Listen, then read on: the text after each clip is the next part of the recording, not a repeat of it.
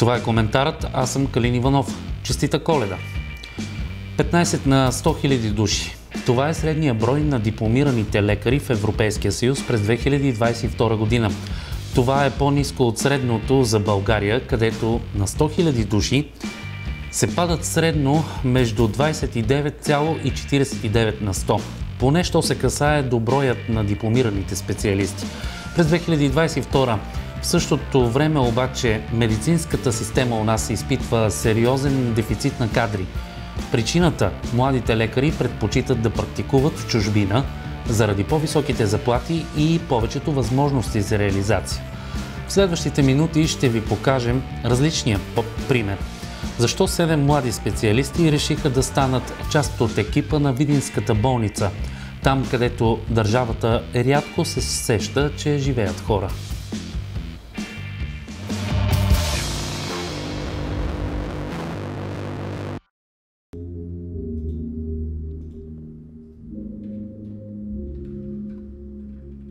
Доктор Калоян Стоянов е специализант по пулмология и фтизиатрия в Видинската болница.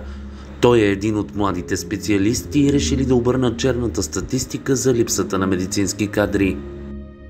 Нямам точна идея, нали, как съм се запалил по медицината, но прецених, че ако ще уча нещо, ще уча нещо стойностно, което има смисъл, нали, от него. А смисъл доктор Стоянов намира в стотиците спасени пациенти за времето, в което работи в Видинската болница. Лично приема обаче пътите, когато въпреки положените усилия вижда как хората с сериозни проблеми не могат да бъдат спасени. И първият така остър, в смисъл пациент с остра дихателна недостатъчност, спомням си, че аз бях в дежурен лекар в пулмологията, слезнал в спешното и видях един човек в много тежко общо състояние. Намерихме една бутилка с кислород, нали, за да можем да го транспортираме до отделението, нали, без да влошиме неговите хемодинамични показатели. И при пристигането в отделението състоянието му се влоши още повече. Настъпи срив в дихателната сърдечно-съдовата дейност. Реаниматорите дойдоха на време, но стигна се до интубация, но за жалост пациента почина. 70 няколко годишен пациент, който се оказа в последствие, че има и тумор в белия дроб и за жалост почина.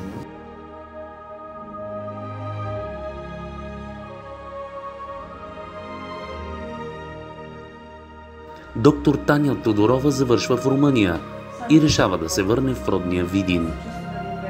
Тук в Видинската болница мога да кажа, че научих много работи. Има всякакви пациенти в отделението по кардиология и тежки случаи, по-леки. Наистина виждам много патологии и от тази гледна точка мога да науча много неща. В момента в залата имам един случай на инфаркт. Доста често наистина се среща. За жалост България е страна, в която сърдечно-съдовите заболявания са много често срещани. Мисля, че едно от първите места сме на пушачи, като рискови фактори като цяло. И да, имаме често инфаркти. За доктор Тодорова най-хубавото в професията остава благодарността на доволния пациент. А един етаж по-надолу срещаме доктор Людмил Иванов, специализант в отделението по кожни и венерически заболявания.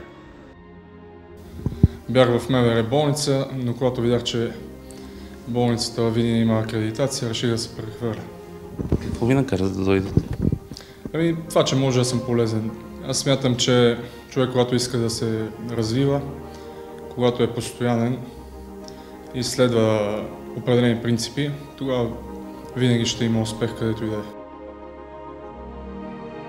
Инициативата за привличането на млади специалисти е на директорът на областната болница. Интересът към болницата се повишава. Има запитвания и за следващата година вече от колеги, които да започнат, млади лекари, които да започнат работа. Младежта е пулса. Те съживяват всичко и са красиви и носят красота и на нас, и на пациентите. Призвание. Медицината си е призвание. да си учител, политик и лекар си е призвание. Мен лично ме върна носталгията към България, към родината и това, че исках да съм все пак след близки хора и това, че Видин като град ми харесва за живеене и да, бих се радвала да помагам това болницата да се развие по някакъв начин, защото това е голяма област и се нуждае от един добър и пълен с кадри център. За мен Видин не е компромис, а всъщност е една добра възможност. Аз смятам, че човек, който иска да се усъвършенства, може да го прави без значение къде. В момента лечебното заведение работи съвместно с Русенския медицински университет за привличане на специалисти по здравни грижи.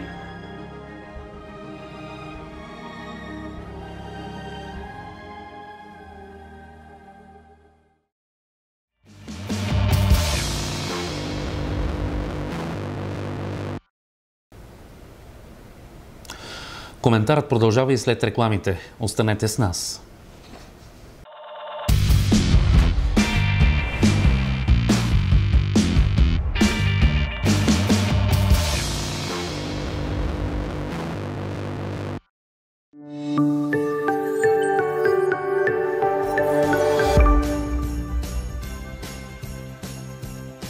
Желая ви весели празници и честита нова 2025 година. Дано тя да ви носи здраве и щастие, да ви носи повече труд и съзидание. Нашите малки съграждани, повече мечти и повече усилия към сбъдването на мечтите ни.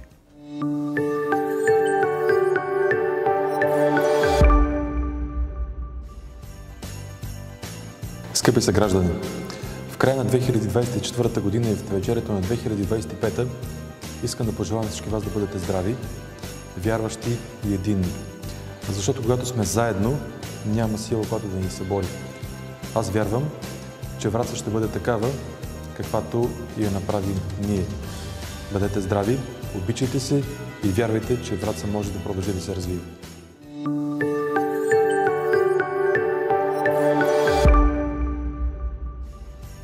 Едно пожелание в края на 24-та година е, разбира се, свързано най-вече с коледните и новогодишни празници на всички наши съграждани. Пожелавам много любов, здраве, добротворство с настъпващите коледни и новогодишни празници. Изкарахме една невероятно силна и добра година за Монтана и се надявам с оптимизъм и с надежда да посрещнем и следващата 2025 година. На добър час на всички!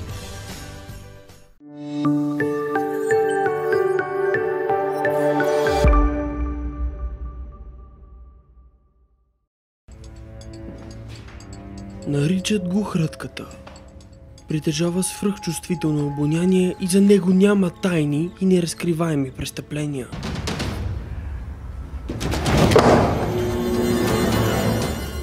По мириса на човек, хрътката може да разкаже всичко за всеки, но тази уникална дарба е едновременно и негово проклятие.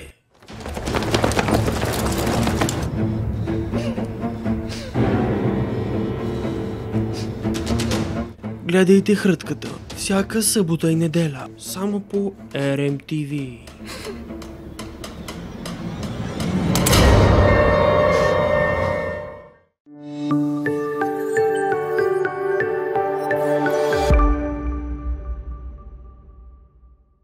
Търсиш ли най-добрия екип в областта на рекламата? Избери Art Engineering. За твоята външна реклама предлагаме светещи и обемни надписи, широкоформатен печат и цялостно брандиране. Работим с офсетов и дигитален печат за изработка на календари, етикети, брошури, каталози и още много други. Предлагаме етикети и стикери на ролка за козметика, електроника и хранително-вкусовата промишленост, лазерно гравиране и UV пълноцветен печат на сувенири. Създай твоя бранд с Art Engineering.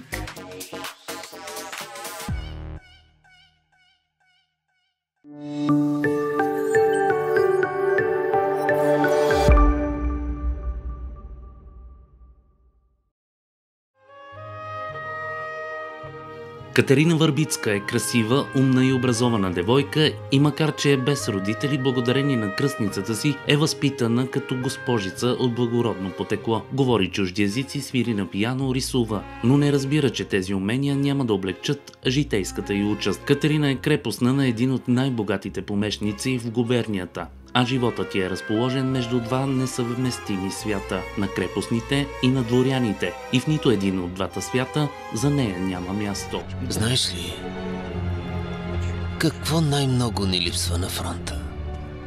Не знам. Любов. Гледайте Любов в окови всеки делничен ден от 21 часа само по RMTV.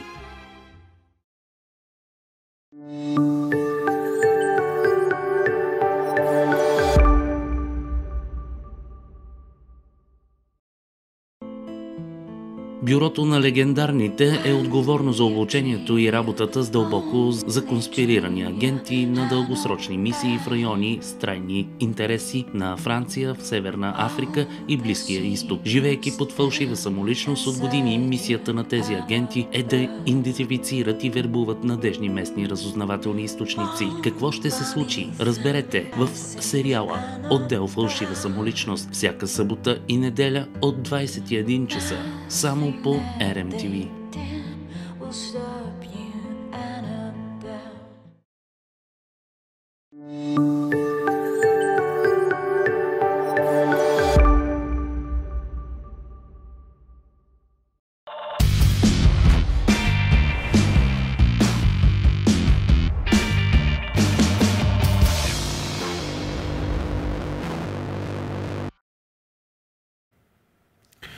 Вие сте с коментарата, аз съм Калин Иванов. На Коледа говорим по неколедни теми в следващите минути. Възражения от Националната организация на митническите агенти срещу решение за закриване на агенция Митници и обединяването и с Националната агенция по приходите. Такова отворено писмо изпратиха от организацията. Какво се случва всъщност, ще ни каже председателят на Националната организация на митническите агенти, Момчил Антов. Здравейте! Здравейте! Какво се случва всъщност и от кога митниците ще бъдат сляти един вид с НАП? Реално погледнато не мога да кажа от кога, тъй като това, което е визирано в преходните и заключителни разпоредби на Закона за държавния бюджет за 2025 година, визира от 1 януари 2025. Тоест след, да кажем, 2 седмици. Но имайки предвид, че закон още не е приет, т.е. даже дори не е вкаран за разглеждане в пленарна зала, не мога да кажа от кога. По-важното е от кога е тази идея и мисля, че трябва много открито да се говори на тази тема, тъй като първите индикации за желания в страна на държавното ръководство е от 2014 година. И вече 10 години тази тема ту се поставя на дневен ред, ту се отхвърля и ето виждаме, че 10 години по-късно, без каквото и да е обществено обсъждане, без каквото и да е съгласуване на експертно ниво, на ниво бизнес, на ниво всички останали заинтересовани страни, по един абсолютно безпринципен и дори бих казал на ръба на закона начин се предлагат промени в една такава важна за държавата институция, каквато е Агенция Митници. Това е, може би, най-притеснителното в цялата тази история. Ние отново не сме против реформите в митниците или в НАП. Напротив, реформите винаги водят до нещо добро, но те трябва да бъдат правени на някаква принципна база някаква експертна оценка и наистина да знае цялата общественост кой, къде, какво, кога и защо прави. Разбрах ви. А в отвореното писмо твърдите, че по този начин се нарушава и закона за нормативните актове. Какво имате в предвид? Ами в член 26 алинея 2 от закона за нормативните актове е записан реда, по който трябва да бъде нормалният житейски цикъл на един нормативен акт. И закриването или обединяването на една такава, както казах, важна приходна администрация не може да става през задния вход. За съжаление, през последните години това все по-често се използва като практика. Например, в Закона за лекарствата, допълнителните разпоредби се прави промяна в Закона за корпоративно подоходно облагане. Защо се прави? Защото когато се мине по легалния начин, трябва задължително да мине през обществено обсъждане едномесечен. Когато го правиш с преходни и допълнителни разпоредби на някакъв друг нормативен акт, това отпада. Така че ето, това ви казваме притеснителното в тази цялата история, че начина, по който се прави, показва някаква непрозрачност, някаква гузност, може би, от страна на вносителите на това предложение, която ние, обществото, бизнеса, въобще нямаме и на идея за какво става дума. Никаква аргументация. Господин Антов, в случай, че това нещо стане факт, до какво ще доведе според вас? На прима виста със сигурност доведе до някакъв хаос. И то хаос не само в митническата администрация, все още съществуваща, но и хаос в Националната агенция за приходите. Тъй като към момента това са две много големи като структура и като брой служители администрации. И както НАП, така и Агенция Митници си имат своите устройствени правилници, имат си своите вътрешно-организационни процеси и със сигурност няма как с вълшебна пръчка на 1 януари 2025 митническите органи, както е предвидено в новия законов ред, и органите по приходите към НАП да се стиковат, така че да работят като едно. Много е притеснителен факта, че в една година, в която се търси 3% дефицит, с оглед изпълнение на критериите за влизане в еврозоната, двете администрации, които са пряко отговорни за приходите, всъщност тяхната работа се подлага на много сериозно изпитание.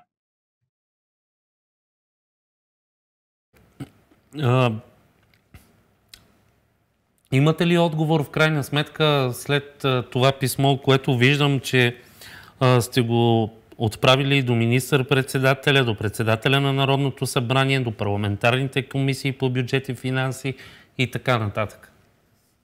Да ви кажа честно, ние отговор не чакаме от никого. Тоест, по-скоро бих се изненадал, ако някой ни отговори. Защото всичките тези, които вие споменахте, са участници в тази така наречена реформа, т.е. те стоят зад нея. И ако са имали някога някакво желание да разкрият пред обществеността мотивите си, да изтъкнат ползите от едно такова обединение, как това ще повлияе на контролната дейност, как ще се отрази на приходната част на бюджета и така нататък, те до сега щяха да са го направили стотици пъти. Но тъй като, както казах, явно идеята и замисъл е някакъв друг, аз нямам отговор на този въпрос, то най-вероятно няма да получим отговор. А и целта на това открито писмо далеч не е това някой да ни отговори. Целта е друга и благодарение на вашата покана днес ние правиме малка крачка към постигането на тази цел, а именно широката общественост, българския бизнес, да разберат за това какво се подготвя в нашата държава и да разберат по какъв начин се спазват нормалните принципи на държавно управление, а именно да има съгласуваност на действията, да има прозрачност на действията, да има аргументация на действията, да бъде направен анализ на принципа ползи и разходи, въобще да знаем в крайна сметка тази реформа до какво ще доведе, до нещо добро или до нещо не до там добро. Това е целта. Търсим публичност. Да. Като казвате до нещо добро или до нещо лошо ще доведе тази реформа, сега на прима виста ми изниква какво ще се случи с всички тези служители, както на Националната агенция по приходите, така и на митническите служители. Те в един момент няма ли да станат много? Ами не, те няма да станат много, защото в крайна сметка идеята е двете направления, да ги кажем, на новата мегаприходна агенция да продължат да си работят. Няма как да кажем, че изведнъж работата на митническите органи отпада, тъй като, видите ли, дейността им е прехвърлена под друга шапка. Това няма как да се случи. Със сигурност, ако има някакви съкращения на администрация, те ще бъдат в общата част, в общата администрация. Имам предвид счетоводство, управление на човешки ресурси, управление на собствеността и така нататък. но не и в специализираната администрация, тъй като, както казах, бизнесът си върви, данъчните си имат достатъчно работа с контрол върху спазването на закона за ДДС, корпоративно подоходно облагане, доходи на физически лица и така нататък, докато митническите органи си имат достатъчно работа с контрол върху вноса, износа и транзита на стоки. Едното с другото няма нищо общо, нито по законодателна рамка, нито по технология на контрол. Така че не мисля, че някой е застрашен за работното си място. По-скоро говорим за принцип. Разбрах. Продължаваме да следим тази тема. Може би за финал да кажете, ако няма реакция на това писмо, което виждам, че преди няколко дни сте пуснали и би трябвало вече да има някакъв конкретен отговор, какво ще предприемате като действие? В понеделник. Да, писмото го пуснахме в понеделник, тъй като всъщност в петък след обяд са обявени тези промени на сайта на Министерски съвет. Реално погледнато, както ви казах, ние не очакваме отговор от страна на държавата на това писмо. А по-скоро силно се надяваме да се замислят, защото най-малкото в пленарна зала предстои гласуването на този закон. Ако мине бюджета за 2025 и минат и тези промени, които са вътре, тогава вече нещата ще бъдат факт. Към момента те не са факт. Знаете, има достатъчно много индикации, че е възможно бюджета в този му вид, в който е предложен, да не бъде подкрепен от политическите партии, което автоматично означава, че закона няма да мине в пленарна зала, респективно тези промени няма да се случат. Така че целта на писмото е друга. Ние не търсим конфронтация с държавата, а търсим прагматичност в нашите отношения като на равноправни партньори. Продължаваме да следим и ние тази тема. Благодаря ви за това включване.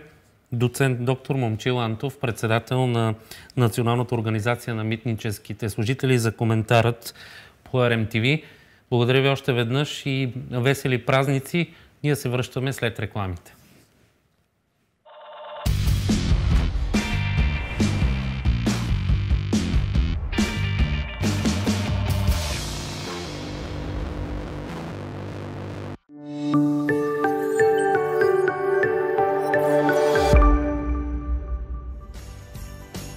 Приемете моите сърдечни пожелания за весели, спокойни и хубави коледни и новогодишни празници. Пожелавам на всички здраве, много успехи и късмет през следващата календарна година.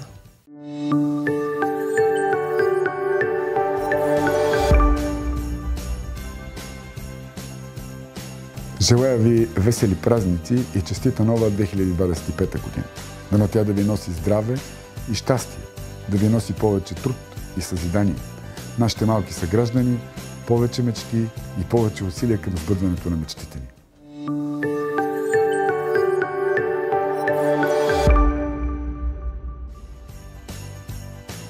Скъпи съграждани, в края на 2024 година и в навечерието на 2025 искам да пожелавам всички вас да бъдете здрави, вярващи и единни. Защото когато сме заедно, няма сила, която да ни събори. Аз вярвам, че Враца ще бъде такава, каквато я направим ние. Бъдете здрави, обичайте се и вярвайте, че Враца може да продължи да се развива.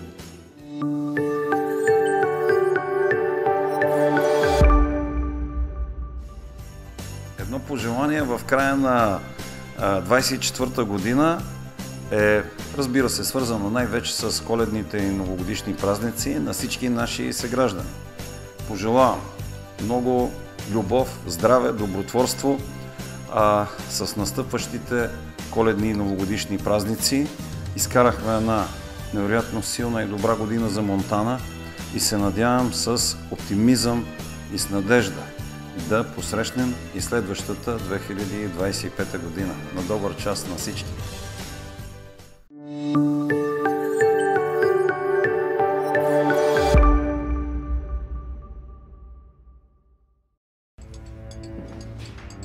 Наричат го хрътката. Притежава свръхчувствително обоняние и за него няма тайни и неразкриваеми престъпления.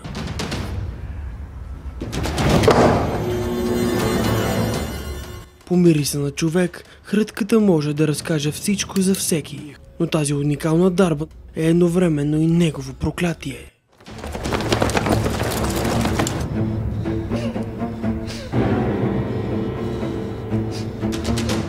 Гледайте хрътката всяка събота и неделя, само по RMTV.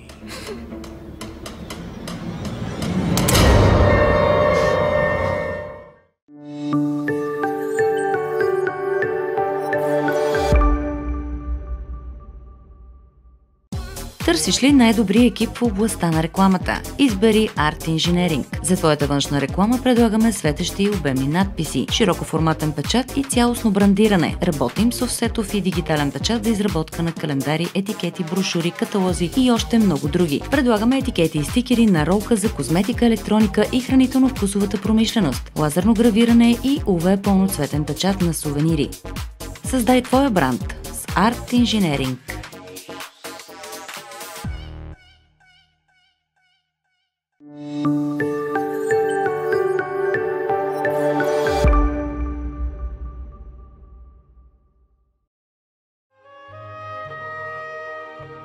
Катерина Върбицка е красива, умна и образована девойка и макар че е без родители, благодарение на кръстницата си е възпитана като госпожица от благородно потекло. Говори чужди езици, свири на пиано, рисува, но не разбира, че тези умения няма да облегчат житейската й участ. Катерина е крепостна на един от най-богатите помещници в губернията, а животът ти е разположен между два несъвместими свята – на крепостните и на дворяните. И в нито един от двата свята за нея няма място. Знаеш ли, какво най-много ни липсва на фронта?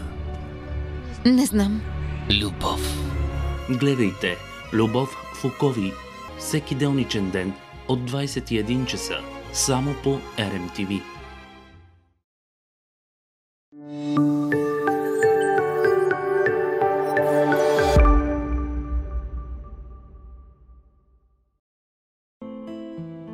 Бюрото на легендарните е отговорно за обучението и работата с дълбоко законспирирани агенти на дългосрочни мисии в райони с трайни интереси на Франция, в Северна Африка и Близкия изток. Живеейки под фалшива самоличност от години, мисията на тези агенти е да идентифицират и вербуват надежни местни разузнавателни източници. Какво ще се случи? Разберете в сериала Отдел фалшива самоличност всяка събота и неделя от 21 часа. Само по RMTV.